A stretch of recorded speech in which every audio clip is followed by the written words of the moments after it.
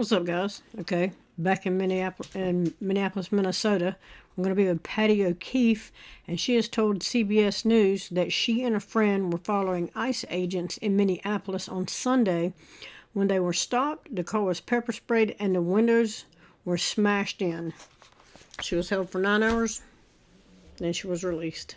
So let's see what's going on with Patty O'Keefe. My next guest says that she has firsthand experience dealing with ICE when she was pepper sprayed. Also, I'd like to note 82% of people that watch these videos are not subscribed to the channel. Click the button, it's free. Arrested, shackled, and taken to an ICE detention center in Minneapolis. Patty O'Keefe says she and a friend were following ICE agents in her car as they made arrests during the federal crackdown in her community last week. She says that ICE agents surrounded her car, sprayed irritant into her windshield vent, and then the agents smashed her windows, pulling her and her friend, Brandon Seguenza, from the car, taking them into custody for obstruction. A neighbor, hearing the commotion, took this video.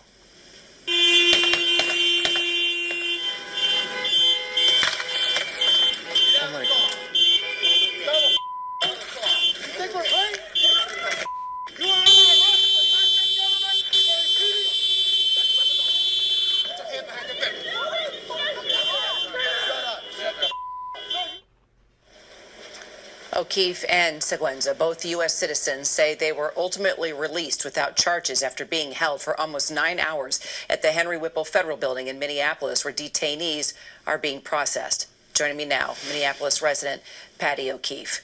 So, Patty, describe what happened before these moments when they came to the car. How were you monitoring ICE, and how did things get so heated? Yeah, we had gotten an alert from a group chat that there were two ICE agents cornering an observer in my neighborhood and had sprayed pepper spray onto their car.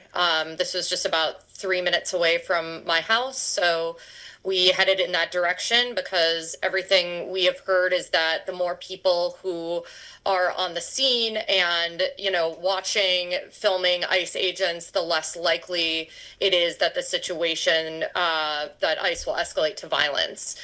So when we got on the scene, the ICE agents were getting back into their car.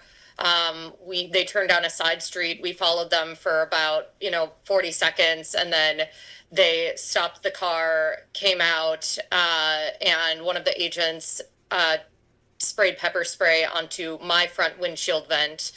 And then they came back and broke the windows of our car, dragged us out, arrested us, put us in two separate unmarked vehicles, and took us to the detention center. All right, I'll get to what happened in the detention center in just a minute, but what was the purpose of following them? What was your objective? Well, many people in Minneapolis right now are acting as constitutional observers to observe what ICE is doing, to, make sure that if they are and when they do violate people's constitutional rights, that is accounted for, that it's recorded. And we also were, we were blowing our whistles, we were honking the horn of our car because that has been some of the only successful ways that we've been able to warn people in the neighborhood that ICE is in the vicinity. So that's what we were doing, trying to protect and notify our neighbors that ICE was around and continue to watch what they were going to do. Got it.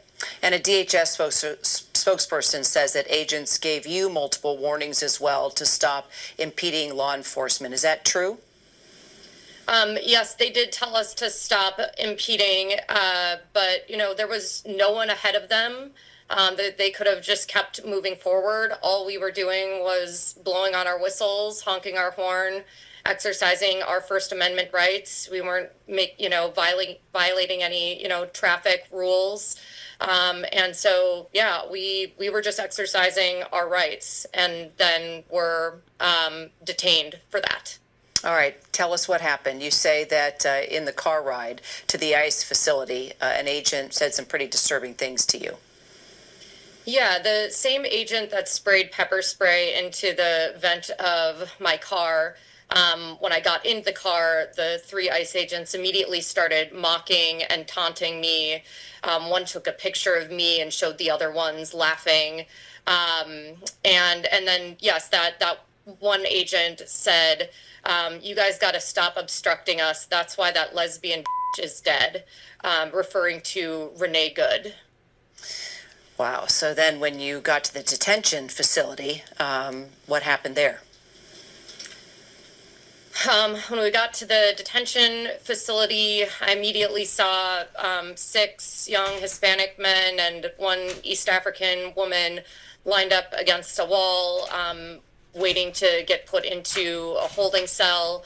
I was then taken into the building and put into ankle shackles and then taken to a hallway with designated cells for U.S. citizens and held there for over 8 hours. And in that time, I mean, there was just like intermittent sounds of, screaming, crying, pleading, like, people who are in absolute agony.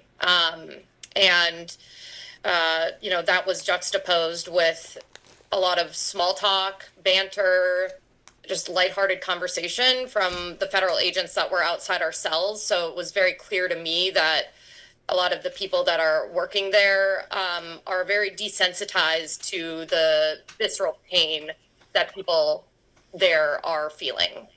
Now, you did say, and just one more question, Patty, during your time in detention, you had a chance to have a conversation with an ICE officer and actually came to an understanding. Can you tell us what happened? Yeah, it was actually a Border Patrol agent, and he just wanted to know more about like why we were doing this. And so I, explained that it's because we need to keep the air about our community. I want to show up for and protect my neighbors because there also are like designated cells for U.S. citizens in this building. U.S. citizens are getting picked up and arrested and detained, and their constitutional rights are being violated all over the place. And at the end of the conversation, he said, "I think I just kind of thought all of you guys were crazy," and yeah, and so we're not crazy, right? We are really concerned about what we're seeing, how we're seeing people treated in our community. And I think when you have that kind of, this desensitization to dehumanization and pain, coupled with thinking that the people who are showing up for their neighbors are crazy, I think that that's a really dangerous combination, and kind of explains a little bit more about why we see ICE agents showing up in the way that they are in Minneapolis. Patty O'Keefe, appreciate you joining us and telling us about your story. And as we mentioned, we did reach out to DHS about what Patty experienced, and they did release this statement in part saying the 2 agitators making these false claims were stalking and obstructing ICE law enforcement. It's a felony. ICE law enforcement gave the driver and passenger multiple warnings to stop impeding law enforcement, but they chose to continue and were arrested on January 11th. The passenger refused to roll down the window and exit the vehicle. ICE law enforcement followed their training and used the minimum amount of force necessary to make the arrest. So they were doing what? Driving down the road? You can't do that now? Anyway, that's where we're at with this one. Let me know what you think about it in the comments. Like, share, subscribe. Also, again, like 82% of people that watch these videos are not subscribed to the channel. Click the button. It's free. Let's see what the comments say right quick. DHS and ICE are ignoring the Constitution. They're all ignoring the Constitution. She didn't impede anything. They messed her car up. They're going to pay for it. No, probably not. Look how many agents there are for 2 people. That is threatening. So arrest with no charges sounds like more intimidation and harassment tactics. Yes, because they'll think, well, she'll think twice next time. Please ICE names and addresses of all the bad agents. Law enforcement can lose qualified immunity when they violate your constitutional rights. I cannot imagine how many civil liberties and constitutional rights lawsuits will be coming for ICE in this administration. They're stacking them up for sure, you would think. How do Americans know the difference between a regular carjacking and ICE? And if you can't tell the difference, what are you supposed to do in this kind of situation? Exactly, cruel and humane. Yep. This is acceptable? Why? What are we going to do about this? She now has no working vehicle and has 10 hours of extreme trauma. in a place, where I could never afford to pull myself through all that. Wow, this is completely insane. Sue them, please. Well, breaking car windows can cause serious injury to the occupants.